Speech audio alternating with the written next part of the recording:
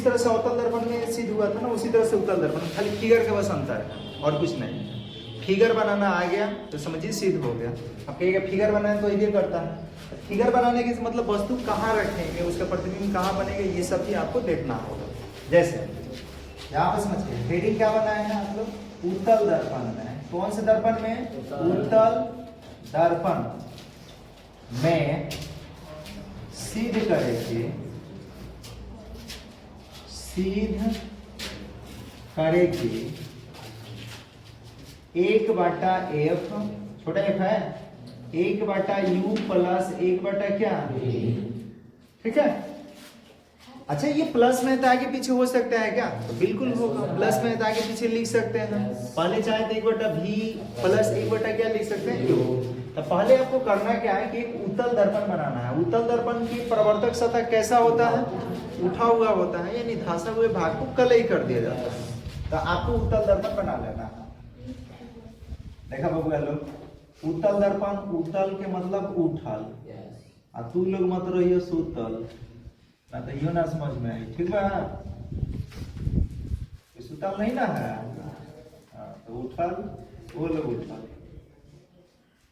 ये बना दिए एक उत्तल दर्पण। उत्तल दर्पण तो हो गया, पिएगा हाँ जी हो गया। अच्छा ये इसका क्या होता है, मुख्य अक्ष। मुख्य अक्ष ये बना दिया गया, या प्रधान अक्ष कहेंगे। यहाँ पे क्या हो गया, P, इधर ही इसका सब चीज होगा। इधर हो गया F और क्या हो गया, C हो गया। वस्तु को आप बताइए कि इधर रख सकते हैं क्या? बोलिए वस्तु को इधर आप रख सकते हैं, क्यों नहीं रख सकते हैं? कोई पूछेगा तो क्या कारण दीजिएगा? क्या कारण है कि इधर हम नहीं रख सकते हैं? क्योंकि इस सिरे की ओर क्या किया गया, कलई किया गया।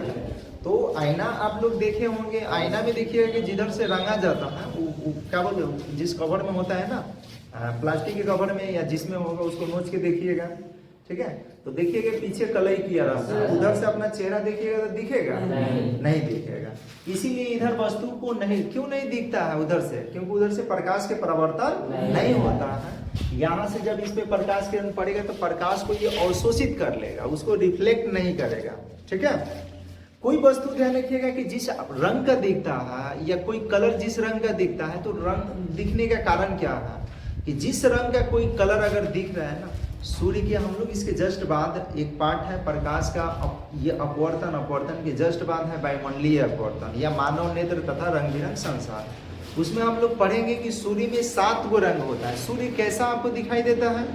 बोलिए कैसा? ऊपर ये लाल दिखाई देता है, तो लाले में हरण बड़े। सूर्य लाल नहीं दिखाई देता है, लाल उगते समय दिखाई देता है और डूबते समय दिखाई देता है। बाकी आप ऑब्जर्व कीजिएगा कि सूर्य कैसा, अभी देख लीजिए दिख रहा है, कैसा दिख रहा है? अरे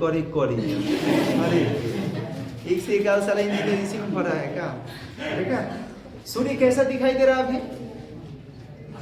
अरे देख लो भाई, खिड़की तो खुला है, कैसा दिखाई दे रहा है? रंगे ना, हाँ सही बोला है। आपको नहीं दिख रहा है क्या? सफेद नहीं दिख रहा है? देखिए तो सही, सूर्य का श्वेत रंग होता है, क्योंकि श्वेत बोलते हैं 7 रंगों के मिश्रण, उसमें 7 गो रंग है। कौन सा रंग?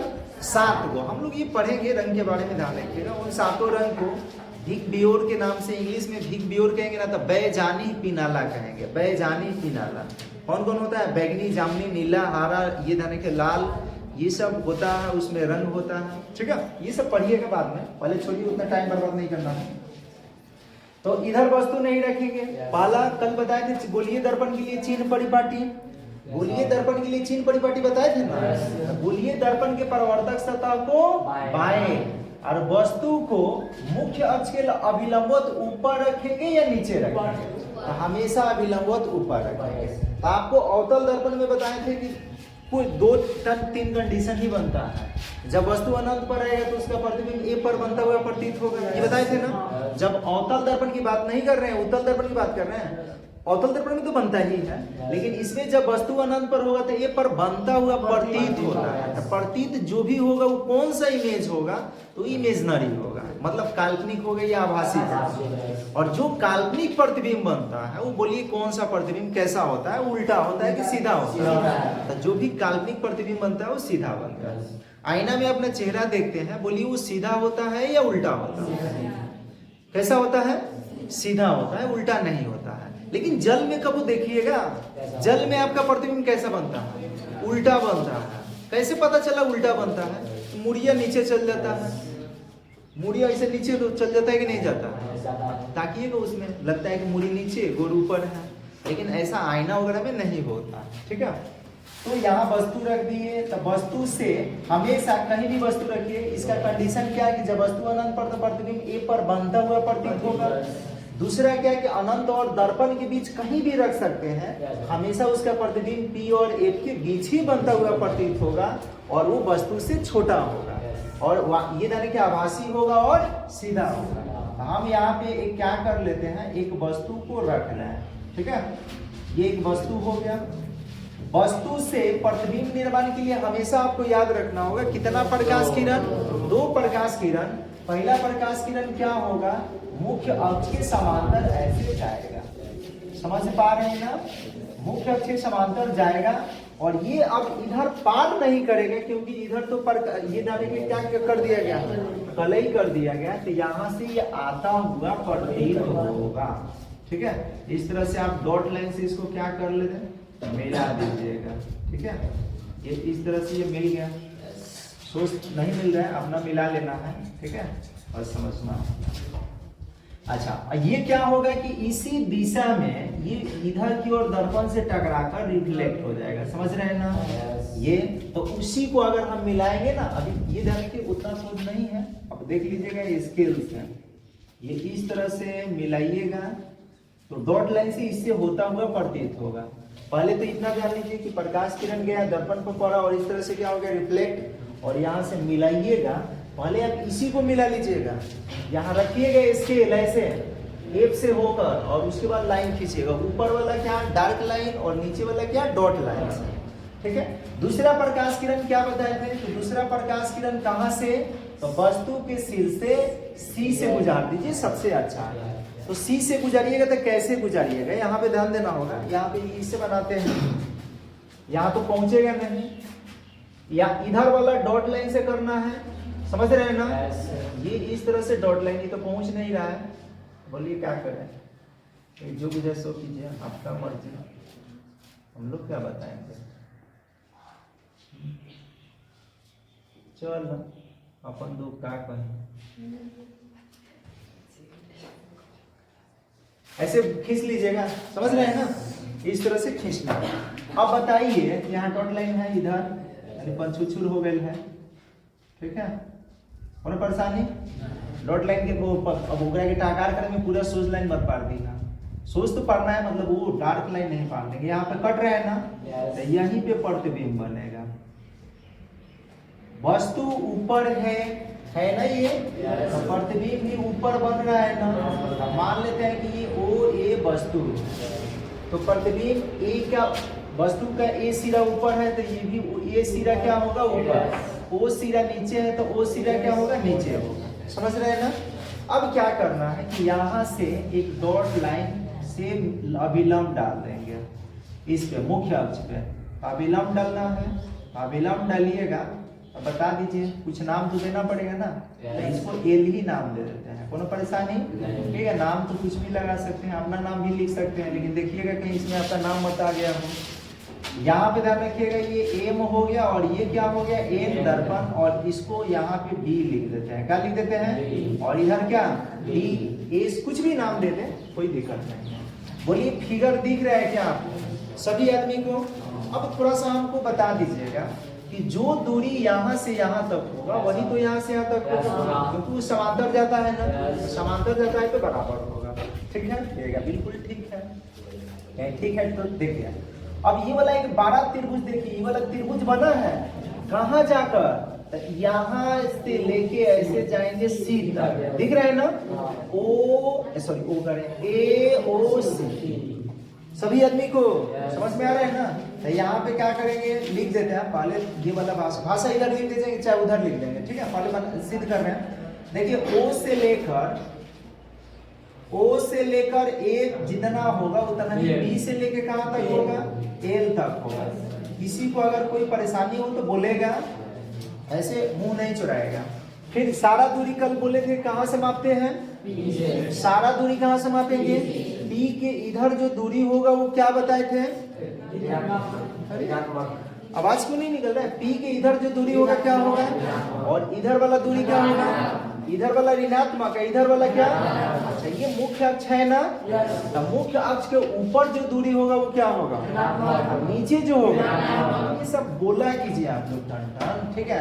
तो P से लेके O तक ये तो वस्तु दूरी है ना, यहाँ पर वस्तु रखा गया है ना, तो यहाँ पे लिखेंगे OP जो होगा ये होगा U, लेकिन किस में, अब बताइए प्रतिबिंब है ना बनल है, तो O डैश P जो होगा, O डैश P ये तो प्रतिबिंब दूरी है भी, लेकिन है दाएं, तो ये किस में होगा, प्लस में। अब उसके बाद बोलिए C से लेके P, यानी वक्रता केंद्र से ध्रुव के बीच की दूरी को हम लोग वक्रता त्रिज्या कहेंगे या नहीं कहेंगे, यहाँ से लिखेंगे CP जादव जी, यहाँ आइए, ये क्या होगा R प्लस में, और R के बदले में बोलिए क्या लिख सकते हैं, हाँ जी बिल्कुल लिख सकते हैं। अच्छा F से लेके P तक क्या होगा, तो F से लेके P तक को हम लोग फोकस दूरी कहेंगे, जिसको R कहते हैं, और ये प्लस में होगा या माइनस में, तो आप कहिएगा प्लस में। क्यों प्लस में, क्योंकि दाहिने P के इधर जो भी दूरी होगा प्लस में, P के इधर जो भी दूरी होगा क्या होगा माइनस। बस इतना सिंपल से कंसेप्ट आपको याद रखना होगा, ठीक है। और नहीं तो ये भी आपको बताए थे कि उत्तल दर्पण है, उत्तल दर्पण में क्या क्या धनात्मक होता है, क्या क्या ऋणात्मक होता है, बताए थे R धनात्मक, F धनात्मक, U ऋणात्मक, V धनात्मक, ये सब बताए थे, कल लिखवाए थे ना, तो यहाँ पे ये लिख दिया गया। अब थोड़ा सा ये वाला त्रिभुज का नामकरण कर लीजिए, तो लिखेंगे समरूप त्रिभुज, समरूप त्रिभुज, अरे दिख रहा है ना, कुछ सोचिए टेंगा टेंगा याद मत करिए, ठीक है। यहाँ से समरूप त्रिभुज कौन सा, हाँ ये सब नहीं याद रहेगा, लेकिन वो टेंगा टेंगा वाला याद हो जाता है क्या, तो यहाँ से हो गया A O, और इसके बाद क्या इतना था टेंगा टेंगा करवाते हैं। अब यहाँ पे आपको क्या करना है कि ये वाला एक त्रिभुज ले लिया गया, एक और त्रिभुज ले रहे हैं, ये कौन से त्रिभुज, हम कहें कि भाई यहाँ तक गया है, यहाँ तक, तो इसमें कौन ये वाला बना है ना, तो आपको ये देखना है कि ये कौन और किस त्रिभुज में है, तो यहाँ से देखिए ना, ननुआ है, ननुआ लिखा था A dash O dash C, उसमें है कि ना, हाँ जी, यहाँ पे लिखेंगे कि त्रिभुज A डैश O डैश और C में। कल क्या बता रहे थे कि अगर बड़े वाले त्रिभुज में लंब ले रहे हैं तो छोटे वाले त्रिभुज में भी लंब, क्योंकि समरूप त्रिभुज में संगत भुजा का अनुपात बराबर होता है, लंब के लंब के साथ, आधार के आधार के साथ, ये आपको लेना होगा। इसमें लंब क्या है OA, यहाँ पे इसके लिए बता रहे हैं, ये OA होगा, और इसके लिए लंब क्या होगा A डैश या O डैश A डैश भी लिख सकते हैं बराबर। इसके लिए आधार क्या होगा, तो बहुत लंबा देख लीजिए, यहाँ से लेके यहाँ तक है ना, ये देखिए, तो यहाँ पे लिख देंगे O से लेके क्या C तक, और इसके लिए आधार क्या होगा O डैश C होगा, तो यहाँ पे लिखेंगे O डैश C। इतना पहले आप लोग बताइए, समझ में आ रहा है क्या, ठीक है। तो अब यहाँ से क्या करेंगे, थोड़ा सा हमको बता दीजिए, O डैश, ये O से लेके C तक, अगर ये जो दूरी है इसको क्या हम O से P या फिर P से C लिख सकते हैं क्या, यहाँ पे लिख सकते हैं O से लेके P प्लस P से लेके क्या C, PC CP PC CP। अच्छा ये देखिए O डैश C है, O डैश C को हम लोग क्या कर लेते हैं, उसको समझते हैं कि पूरा यहाँ से लेके यहाँ तक चले जाते हैं, लेकिन हमारा चाहिए हेजा से हेजा तक, तो हेजा से हेजा तक चाहिए, तो हेजा से का काम मतलब एक मतलब एक घटाई के पड़ी, तब P से लेके C तक है, यानी PC में से हमको माइनस करना पड़ेगा P O डैश, ये O डैश P कहे चाहे P O डैश कहे, अरे भाई देख लेना तुम लोग, अगर A B कहे चाहे B A कहे, बात वाली सेम से, ठीक है, तो ये आपको ध्यान देना होगा। मान भरते हैं, तो मान भर के नीचे दिख रहा है क्या, नीचे दिख रहा है, नहीं दिखेगा, यहाँ पे लिख देते हैं, ठीक है। OP OP OP दिख रहा है, माइनस में U, PC PC का मतलब CP, ये कितना है, तो ये हो जाएगा प्लस में 2F बटा, फिर PC है ना, PC का मतलब CP यहाँ पे है कितना 2F, minus O dash P कितना है भी होगा, लेकिन आगे समीकरण क्या मान ला। चलो आ जाओ, इसको मिटा रहे हैं, मिटा दीजिए, मेरा क्या जाएगा। चल अब यहाँ से क्या करेंगे, इसको घेरा लगाएंगे ऐसे, ठीक है। कौन छाप रही है, छापना नहीं है। अब एक और त्रिभुज लीजिए, ये वाला त्रिभुज दिख रहे हैं ना, ये वाला BLF, ये ना कि यहाँ से आ रहा है हेने, लेके चलिए उन्हें टेढ़ होने, तो वे टेंगा टेंगा हो जाए टेढ़, ठीक है। यहाँ से आ रहा है कहाँ पे, देख लीजिए, दिख रहा है ना यहाँ, और आप ले जाके यहाँ को कर दीजिएगा यहाँ, तो वही हाल होगा, ठीक है। तो इस त्रिभुज का नाम कैसे लिखेंगे, तो BLF, तो फिर लिखेंगे यहाँ पे, ध्यान रखिएगा, फिर समरूप त्रिभुज, समरूप त्रिभुज, इस त्रिभुज के नाम क्या, BLF। तो ये हो जाएगा BLF। का था एक और त्रिभुज लेना है, कौन सा त्रिभुज ले, हम कहेंगे ये वाला, देखा एक नन्हा ताका था, हाई वाला A डैश O डैश ताक रहा है ना, जरा हालत पंचर है उसका, उसी में गर्मी में। यहाँ पर लिख देंगे, ध्यान रखिएगा, त्रिभुज क्या, A डैश O डैश, समझ रहे हैं। अब क्यों उसको लिए, क्योंकि ये वाला जो त्रिभुज है ना, तो यहाँ पे F बन रहा है, तो उसमें भी बन रहा है, इसीलिए उसको ले रहे हैं, ताकि आसानी से बनेगा ये, ठीक है। तो इतना लिख दिया गया, इतना में। अब आप बता दीजिए कि इसमें बड़े वाले त्रिभुज में लंब क्या है, B से लेके L तक, यहाँ से लिखेंगे BL, और बटा इसमें क्या है, O डैश A डैश है, A डैश O डैश कहेंगे, तो O डैश A डैश बराबर, इसमें आधार क्या है, L से लेके F तक, तो ये लिखेंगे LF, और क्या बटा इसमें आधार क्या है, O dash F, O dash F। बोलिए इतना समझ में, थोड़ा थोड़ा करके समझिए, लेकिन एक क्या नहीं बता दे, मालूम चला कि रिजल्ट 0। समझ रहे हैं क्या सभी आदमी, ठीक बा, तू तो टेंगा टेंगा पर खाली बात। तो यहाँ से क्या करेंगे, इसको लिखेंगे। अब थोड़ा सा हमको ये बता दीजिए, अगर L जो होगा P के अत्यंत निकट होगा, क्या होगा, L जो होगा P के अत्यंत निकट होगा, तो उस परिस्थिति में F से लेके L तक जितना दूरी होगा, वही F से लेके कहाँ तक, P तक। तो लिखेंगे यदि L P के अत्यंत निकट हो, तब F से लेके L तक जो दूरी होगा, F से लेके L तक वही दूरी होगा, ध्यान रखिएगा, F से लेके कहाँ तक, P तक, ठीक है। हम करेंगे BL क्यों लिखें, BL बोलिए किसके बराबर, तो इसके बदला में लिख देते हैं OA। देखा है यहाँ A डैश O डैश बराबर, भाई LF कहे चाहे FL कहे, यही ना है, LF कहे चाहे FL कहे, बात एक ही है। तो ये वाला नहीं लिखेंगे, इसके बदला में क्या लिखेंगे, FP लिखेंगे, बट्टा में क्या है, O डैश। अब थोड़ा हमको बता देते, FL तो है यहाँ पे, लेकिन FP है ना, वही बात है, FP लिखे चाहे PF एक ही है, तो यहाँ इसका तो मान है, तो ये तो चल जाएगा, लेकिन O डैश F इसमें देखिए तो कहीं है क्या, तो O डैश F नहीं है, तो यहाँ पे निकालेंगे। O डैश F कैसे निकालेंगे, देखिए O डैश F फाई वाला चाहिए दूरी, देखिए यहाँ वो मिट्टी हो जाए, तो पूरा दूरी P से लेके F में से अगर हम P से लेके O डैश घटा देंगे तो ये वाला नहीं आ जाएगा क्या, नहीं समझे। देखिए हमको ये वाला दूरी चाहिए, ये वाला, तो हम P से लेके F में से P से लेके O डैश घटा देंगे, इधर वाला घटा देंगे तो नहीं आएगा क्या, तो यहाँ पे यही लिखेंगे। इसको हम लिख सकते हैं कि आप PF लिखे चाहे FP लिखे, एक ही बात है, PF। नीचे वाले को क्या लिखेंगे, F से लेके P, तो ये होगा FP minus O dash P, तो ये हो जाएगा O डैश P। बोलिए इतना समझ रहे हैं क्या, तो यहाँ से ये बन जाएगा क्या, OA बटा O डैश A डैश बराबर। अब ये क्या है, PF, देखिए यहाँ पे PF है ना, है चाहे FP का है चाहे PF का है, कहेगा FP पहले तो ठीक लग है, ऐसा लिख लग है, तो FP के मान कितना है, F, तो यहाँ पर लिखेंगे F बटा फिर FP है ना, तो फिर क्या लिखेंगे F minus O dash P, तो O डैश P कितना है, तो यहाँ पर लिखना होगा।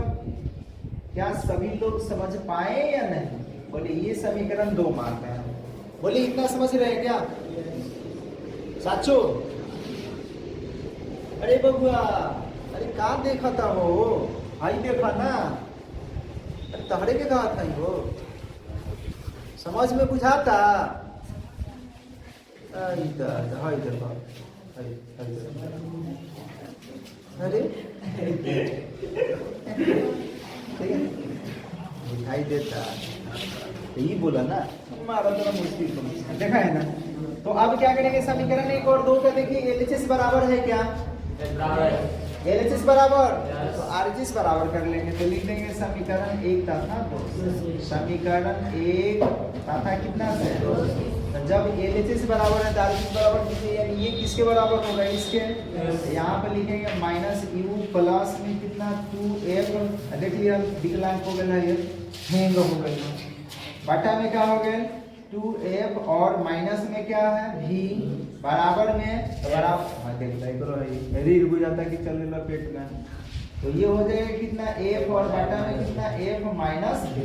ठीक है, अब तीसरा तीसरी गुना कराना है, जो जगह नहीं है इतना में काहे पॉइंटर में क्यों डालें, यहाँ पे लिख देते हैं भाषा की क्या ये अपना उतार लीजिएगा, कोनो दिक्कत। कैसे लिखेंगे? जो कल भाषा लिखे थे ना अवतल दर्पण में, उसी तरह से मान लेंगे कि Mn एक उत्तल दर्पण है। Mn एक क्या है? उत्तल दर्पण, जिसके सामने OA एक वस्तु को अनंत और दर्पण के बीच रखा गया है, ये बात लिखना है। जिसका इसमें कौन सा प्रतिबिंब बनता है? आभासी ना, जिसका आभासी और सीधा प्रतिबिंब O dash A dash O dash A dash P और F के बीच क्या हो रहा है? बन रहा है। तो यहाँ पे ये लिखना है, बात को लिखेंगे कि मानना है कि Mn एक क्या है? एक उत्तल दर्पण है, उत्तल दर्पण है, जिसके सामने अनंत एवं P के बीच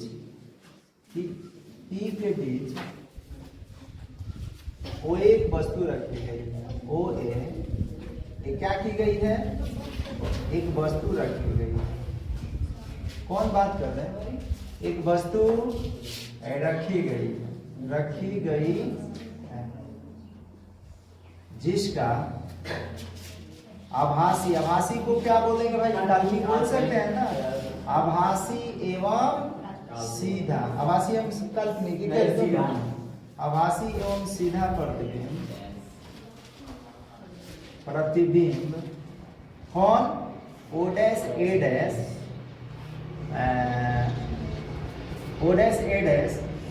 F तथा P के बीच बन रहा है। ठीक है, यहाँ कोमा लगा लीजिएगा, F तथा P के बीच बन रहा है।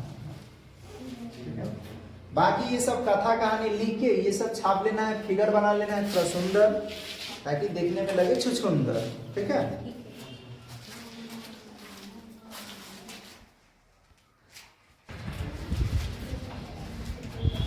देखिए इधर मिटा रहे हैं। ठीक है, मिटाते हैं।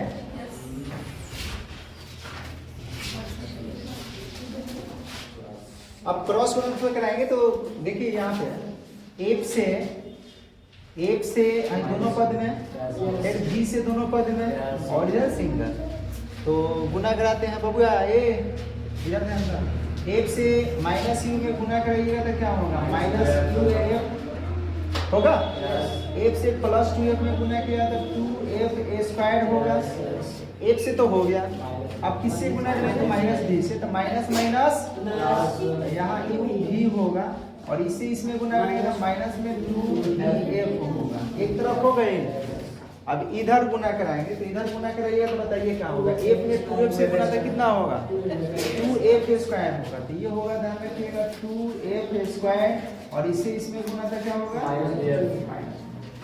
अब हम देखेंगे, पहले तो ये देखिए ये वाला और ये वाला खत्म, किसमें किसमें एफ है उसको उधर लेके चले जाते हैं। तब इसमें है ना, ले जाएंगे, इसमें है ना, ले जाएंगे, इसमें नहीं ना है तो इसको इधर ही रखेंगे, तो इधर लिख रहे हैं, ठीक है। यहाँ पे लिखेंगे यू भी बराबर, ये माइनस में है उधर जाएगा तो प्लस में लिख दिए 2vf, कौन परेशानी, और ये किसमें है माइनस, यू होने चाहिए कौन चीज है, प्लस में यू एफ होगा, और ये माइनस में दिख रहे हैं ना, माइनस में लिख देंगे वी एफ। किसी को कोई परेशानी है तो बोलिए, नहीं है तो इधर देखिए, ये यू भी रहेगा और बराबर वी एफ है ना, वी एफ है ना, तो ये जोड़ में ही घटाव है, तो दो गो में एगो घटेगा तो एगो वी एफ बचेगा और प्लस में यू एफ। अब दोनों तीन गुना राशि है, कल लोग बताए थे कि दोनों तरफ भाग लगाएंगे, दोनों तरफ कितना से एफ से भाग देने पर, भाग देने पर, अब भाग दीजिएगा तो बताइए तो ये क्या होगा, यू भी बटा यू भी एफ बराबर वी एफ बटा में यू भी एफ। उसके बाद प्लस ये होगा यू एफ और बटा में क्या यू भी एफ होगा, क्या काटिए, हाई यू भी से यू भी खत्म, वी एफ से वी एफ खत्म, यू से यू खत्म, एफ से एफ खत्म, तो क्या बचल, ऊपर ए का नीचे, ऊपर कुछ ना ए का नीचे यू, ऊपर कुछ ना ए का नीचे क्या, यही ना सिद्ध करना है, तो आराम से आप ऐसे सिद्ध कर सकते, समझ रहे हैं क्या। तो दोनों में से याद रखिएगा कब कौन पूछ सकता है, कब ये पूछता है, जैसे अब फिर कौन सा, तो फर्स्ट शिफ्ट में बता दिए कौन सा R बराबर 2F, और सेकेंड शिफ्ट में अवतल दर्पण में ये वाला फॉर्मूला पूछा गया था, उत्तल दर्पण में नहीं पूछा गया था, तो उत्तल दर्पण में भी पूछा जा सकता है, इसलिए तैयार रहिएगा। आवर्धन का मतलब समझिए कि आवर्धन मतलब होता है क्या, बल, सुनिए बात, आवर्धन का मतलब क्या होता है,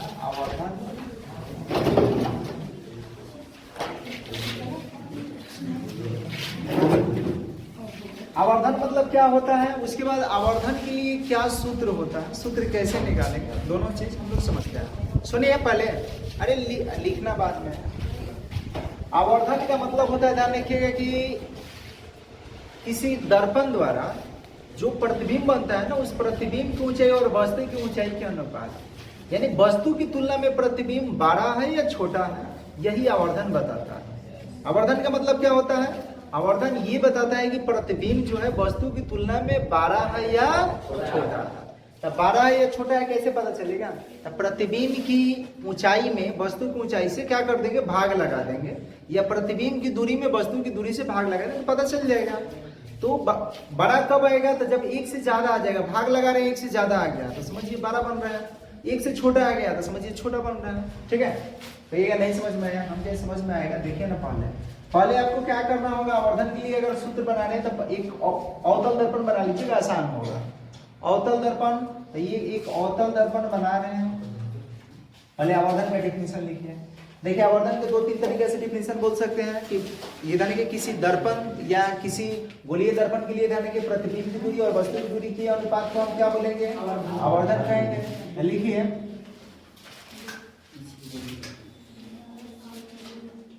किसी दर्पण में, चाहे दर्पण के लिए, किसी दर्पण में बना, किसी दर्पण द्वारा लिख लीजिए, किसी दर्पण द्वारा बने प्रतिबिंब, किसी दर्पण द्वारा बने प्रतिबिंब की दूरी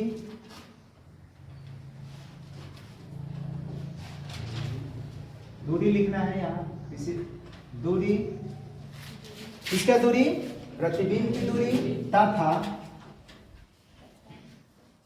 उस वस्तु की दूरी, उस वस्तु की दूरी के अनुपात को आवर्धन कहा जाता है। आवर्धन कहा जाता है। कई तरीके से इसको डिफाइन कर सकते हैं। ये कैसे कैसे हम बता रहे हैं ना, ध्यान रखिएगा। अथवा इसको शॉर्ट में ऐसे भी कर सकते हैं कि प्रतिबिंब दूरी बटा वस्तु दूरी, प्रतिबिंब की दूरी और वस्तु की दूरी के अनुपात को हम लोग क्या बोलेंगे, आवर्धन। तो जरूरी है कि ये बोलबे करेंगे कि किसी दर्पण द्वारा बने प्रतिबिंब, लेकिन ये बोल देने से क्या होगा कि प्रतिबिंब बनेगा कब, कोई दर्पण होगा तब। लेंस में भी बनता है, लेंस के, तो लेंस अभी हम लोग नहीं पढ़ रहे हैं तो लेंस की जिक्र नहीं करना है।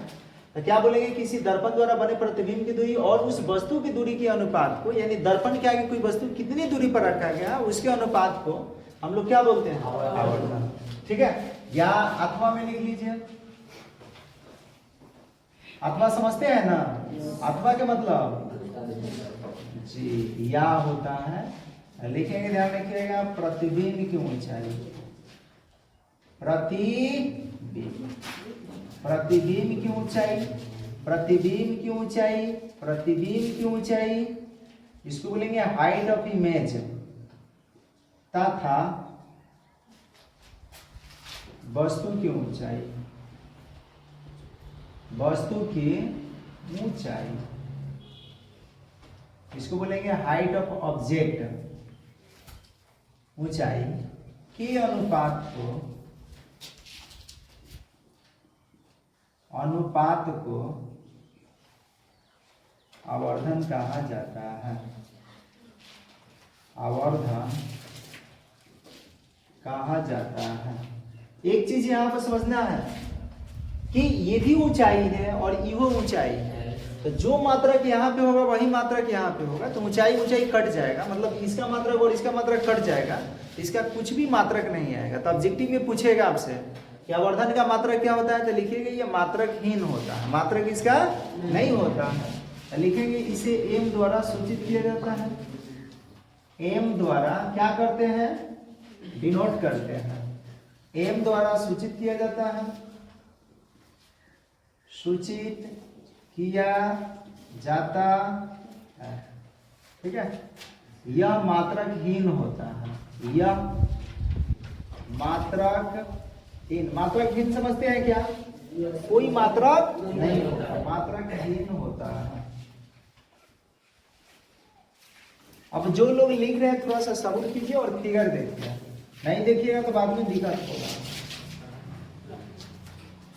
ये कौन सा दर्पण, अभी कैसे कर दिए, अभी रंगे नहीं तो अभी ये दर्पण कहाँ से बन गया, ये तो कांच के टुकड़ा है। आप यहाँ पे ये रंग दिए, बाहर वाला सतह खाम ऐसे, अब बोलिए दर्पण बन गया ना। अब कौन सा दर्पण बन गया, हाँ ये भी ध्यान देना होगा। ये बोलिए कि इसको क्या बोलेंगे, यहाँ पे क्या होता है, उसके बाद क्या होता है, उसके बाद क्या होता है। किसी वस्तु को हम लोग रख रहे हैं अनंत और सी के बीच। तो कल चिल्ला कर बता रहे थे, याद पड़ रहे क्या, जब वस्तु को अनंत और सी के बीच रखते हैं तो उसका प्रतिबिंब सी और एफ के बीच बनता है। वस्तु की तुलना में छोटा बनता है, वास्तविक बनता है, उल्टा बनता है, ये सब चीज याद रखना है। यहाँ से कहेगा प्रकाश किरण, एक तो मुख्य अक्ष के समांतर, मुख्य अक्ष के समांतर जाने वाली प्रकाश किरण हमेशा दर्पण से परावर्तन के बाद किससे,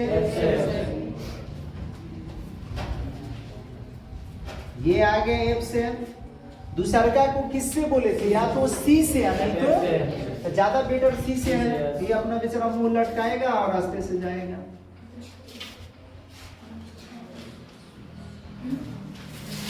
अब मान लीजिए कि कोई दर्पण किसी का इतना ही बड़ा है और खींच रहा है, खींच रहा है तो गलत है, गलत थोड़े होगा, हेंगा मत मोड़ के लेके चल दीजिए लोग। ठीक है, दर्पण बढ़ा ली है, सबसे अच्छा कैसे दर्पण को बढ़ा लेंगे, समझ रहे हैं ना। हमने घुमा दे बोगरे के बस हो जाए खेला, ये वाला करना है, दर्पण को पढ़ना है, समझ रहे हैं। अब ये आएगा ऐसे और जिस रास्ते से आएगा उसी रास्ते से क्या होगा, जाएगा।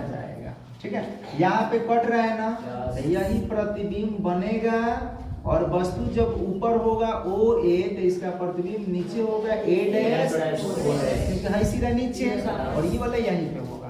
फिगर में कोई त्रुटि है, कोई मतलब दिक्कत है तो बता दीजिए। तो दिक्कत नहीं है। तो देखिए ये तो वस्तु की ऊंचाई है ना जी, तो इसको बोलेंगे हाइट ऑफ ऑब्जेक्ट, और ये हो गया हाइट ऑफ इमेज, क्योंकि इमेज की ऊंचाई है, नीचे इमेज बना है, वस्तु ऊपर है। तो यहाँ पे लिख देंगे, देखिए क्या, पहले बोलिए कि वस्तु की ऊंचाई क्या होगा, थोड़ा इधर पर और लिख देते हैं, वस्तु की ऊंचाई। अब वस्तु की ऊंचाई बोलिए ओए है ना, तो ओए बराबर क्या लिखेंगे, एच ओ, अरे वाह आई कौन है, ठीक है, ये होगा। प्रतिबिंब की ऊंचाई बोलिए ओ डैश ए डैश है, यहाँ पे लिखेंगे प्रतिबिंब की ऊंचाई, प्रतिबिंब की ऊंचाई। अब प्रतिबिंब की ऊंचाई के क्या लिखा जाएगा जी, ओ डैश ए डैश, ये लिखेंगे एच आई। अब थोड़ा हमारे के लड़की, अरे तेरी के जान, ये वस्तु ऊपर है ना, तब बोले थे कि मुख्य अक्ष के ऊपर जो ऊंचाई होता है वो क्या होता है, धनात्मक, और नीचे जो होगा ये वाला ऋणात्मक होगा ना, अब माइनस में लिखेंगे एच आई, किसी को परेशानी।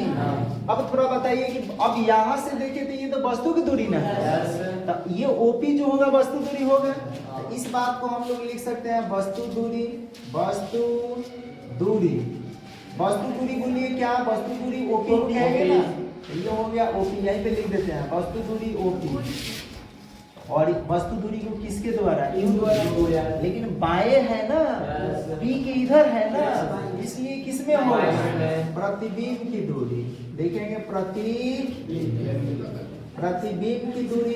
तो बोलिए प्रतिबिंब यहीं पे ना बना है, ओ डैश पी, यहाँ लिखेंगे ओ डैश पी, वो बाएं है तो इसको भी द्वारा तो पहले सूचित करेंगे, और किस में, क्या इतना बात समझ रहे हैं, आवर्धन की परिभाषा से यहाँ पे लिख रहे हैं आवर्धन की परिभाषा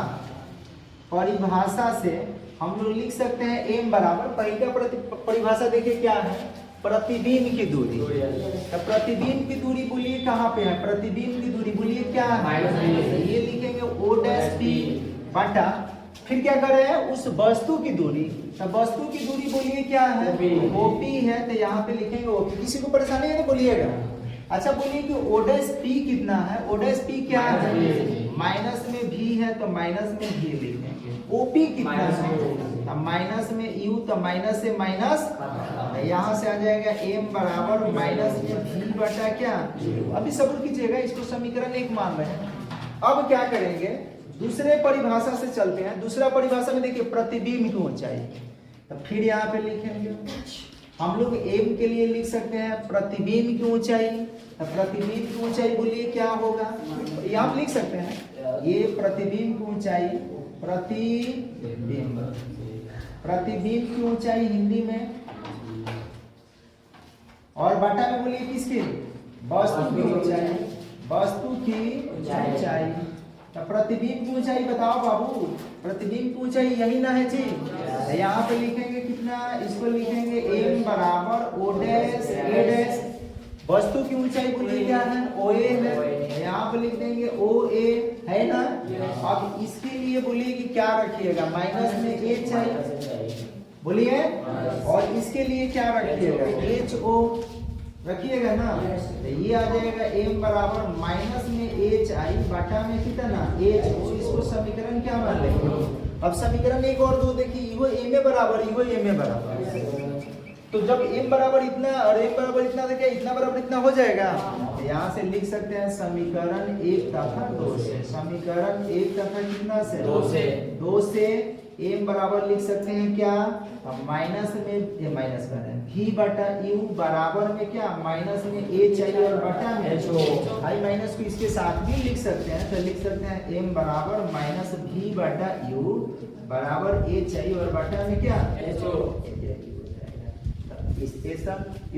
दिख रहा है क्या, नीचे दिख जाएगा क्या, दिख रहा है, एक लाइन दिख जाएगा क्या। तो यहाँ से m के लिए हम लिख सकते हैं, ध्यान रखिएगा माइनस में v बटा u, एक तो ये फॉर्मूला होगा, और नहीं तो ये m बराबर क्या होगा, तो h आई बटा में क्या h होगा। ये भी एक फार्मूला हो गया, समझ रहे हैं ना। यहाँ आपको जब U और V लिखिएगा ना तो इसमें आपको माइनस लगाना होगा जब न्यूमेरिकल बनाएंगे तब। कौन से दर्पण के लिए? अवतल दर्पण के लिए, ठीक है। तो इसको धीरे से पहले आप लिख लीजिए, धीरे से क्या जोर से लीजिए।